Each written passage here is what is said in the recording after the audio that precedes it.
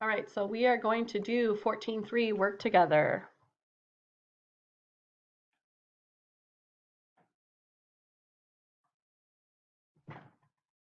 We have 3 steps in this work together. First step, it says for each of the notes signed by PLD Incorporated, complete the following tables. Use the first table to show your calculations of A, the maturity date of the note, B, the interest on the note, and then C, the maturity value of the note. You're going to use the second table to show A, the total interest, B, the maturity date, and C, the total maturity value. Okay, so I think we're going to do this by A, B, and C. Okay, so here are our 2 notes. They give us the date, the principal, the interest, and then the time. Okay, so we're going to look at first this NR3, and we're going to figure out the maturity date. Again, I don't know if you can hear Beckett in the background, but he really wants to talk too. Okay, so when we're looking at this, they've already filled in the days remaining. Now, they've created this great table for us, but I will give you a heads up. You will not get a table like this on the test.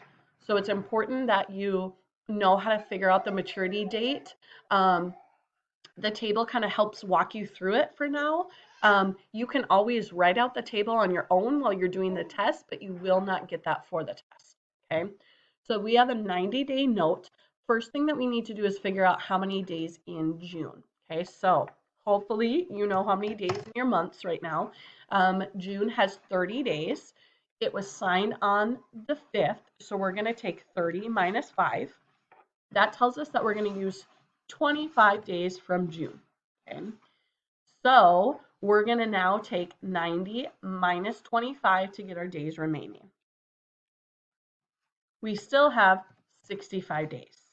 Okay, so next we're going to figure out how many days of July we're going to use. Now, there's 31 days in July, so we're going to use all 31 days. Okay, again, we're going to take 65 minus 31. We now have 34 days left.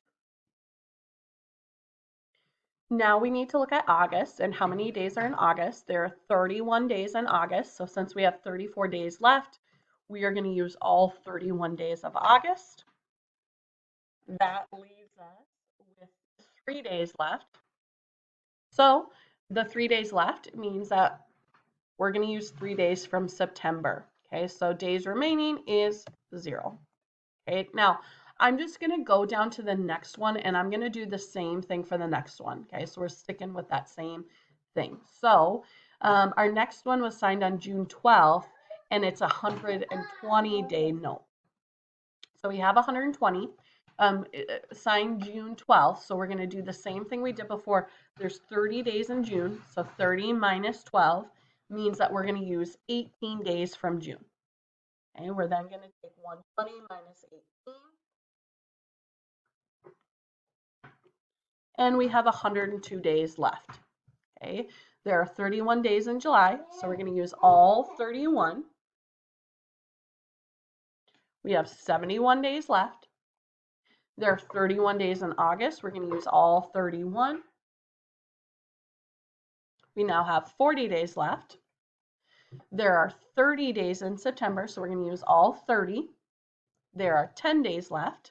So that means that we're going to use 10 days from October, and there will be 0 days left. Okay, so our maturity dates then are September 3rd and October 10th. Okay, so next thing that we're going to do is we're going to figure out our interest. So to figure out our interest, we're going to take our principal. So I'm going to just fill in my principal amount. And then I'm going to look at my interest rate of 8%. And then this is that fraction. So it's 90 days over 360. So I'm going to type it into my calculator just like that. So 20,000. Oh, you know what? I'm going to go down here. Sorry. I'm going to fill this in as we already put in September, or we already figured out September 3rd. So I'm going to go here and say September, how did I go? September 3rd. And then for the next one, We said October 10th. So I'm going to fill that in. Okay, so now I'm going to do my interest. Sorry. So 20,000 times 8% times that fraction of 90 over 360. I get my interest then to be 400.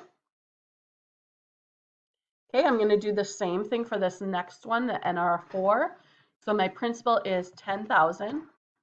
My interest is 6%. And this one is 120. So again, I'm going to type that into my calculator, 10,000 times 6% times that fraction of 120 over 360. For this one, I get interest of $200.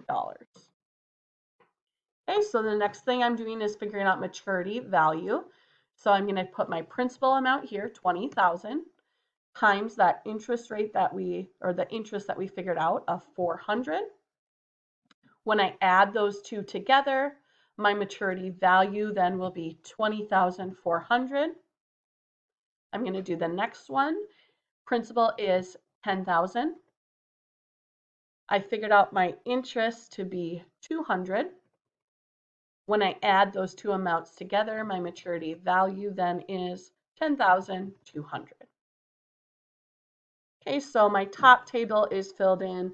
My bottom table is filled in. I'm going to grade step 1. Next step.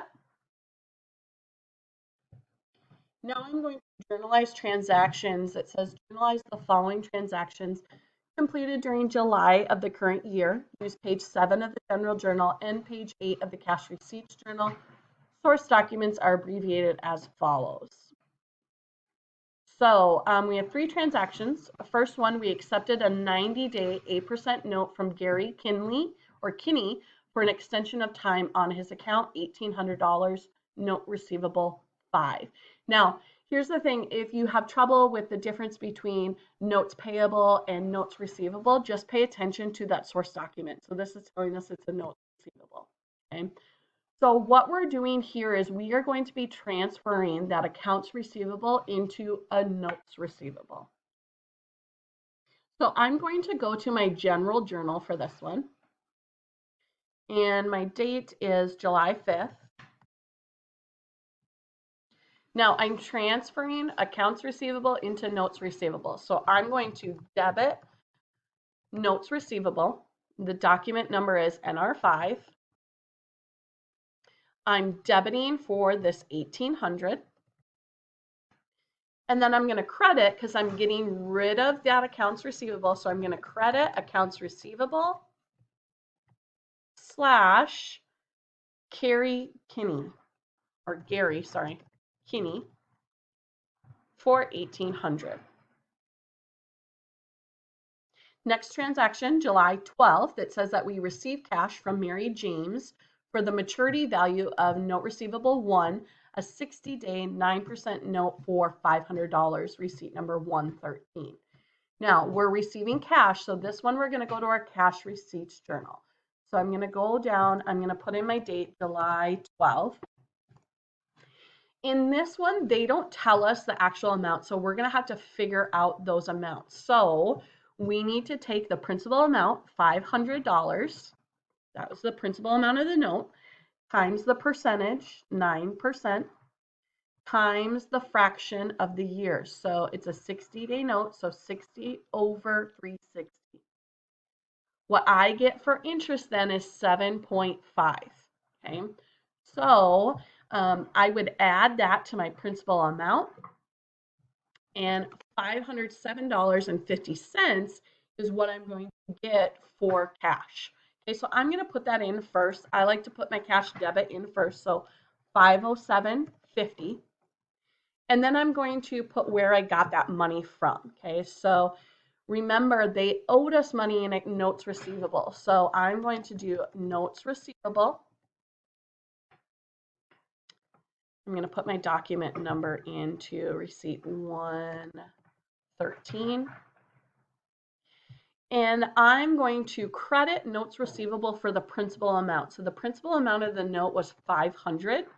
My debits and credits don't equal because I also have to include that interest income. Remember, that is revenue that I'm making. So I'm going to call that interest income, and I'm going to credit for $7.50. Now my debit equals my 2 credits. Okay, last transaction is July 26th. Dennis Kraft dishonored notes receivable 2, a 90-day 9% note for $400, memorandum 25. So this is where he did not pay us on his notes receivable. So what we're going to do is we're going to transfer that amount from notes receivable into an accounts receivable. And we're going to take into account the interest that he owes us as well. So I'm going to my general journal. And July 26th is my date. And it's kind of going to be the opposite of this one. So I'm going to debit if I could spell, accounts receivable / Dennis Kraft, and memorandum 25 is my source document. And I'm going to actually leave the debit amount blank for right now, okay? I'm going to then go and I'm going to credit notes receivable. I cannot type today. Receivable for the principal amount, which was $400. Okay, so I'm getting rid of that notes receivable. I'm transferring it back to accounts receivable. But remember, I also have to look at the interest income. Now, I earned this interest income even though I have not received it. So I'm going to put in that credit of interest income. I do need to figure that out. So I'm going to take my principal amount times the percentage of 9% times that fraction. So 90 over 360. I get for interest $9. Okay, so that total amount is going to be my debit, 409. That is now what we're going to put into accounts receivable, specifically Dennis Kraft. He now owes us that for the dishonored note. Okay, I'm going to grade step 2. And next step. Now, I think that since my videos can only be 15 minutes, I'm just going to go ahead and stop at this one, and then I will create a part 2 for step number 3. So you can go ahead and go on and watch the part 2 video for step 3.